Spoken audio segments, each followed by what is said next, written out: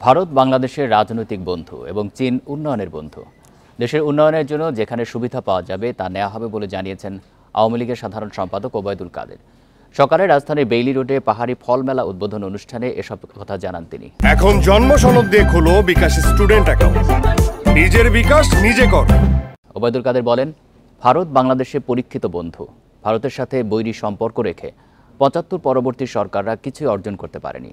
ভারতের সাথে ভালো সম্পর্ক আছে বলে সমুদ্রসীমা জয় করতে পেরেছে সরকার। শান্তিপূর্ণভাবে ছিটমহল সমস্যার সমাধান ও গঙ্গার পানি চুক্তি হয়েছে। তিনি বলেন, সম্পর্ক ভালো থাকলে সব সমস্যার সমাধান হয়।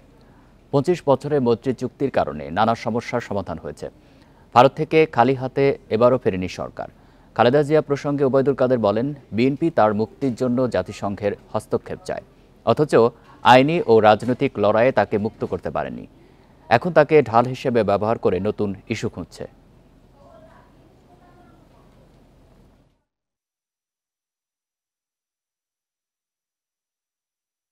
শেখ হাসিনা এমন ভারতে নরেন্দ্র মোদী, এদের আমলে এটা সম্পন্ন হয়েছে। ভালো সম্পর্ক ছিল বলে, আছে বলে আমরা বাংলাদেশের মতো আর একটা বাংলাদেশ সমুদ্র সীমায় ভারতের কাছ থেকে পেয়েছি।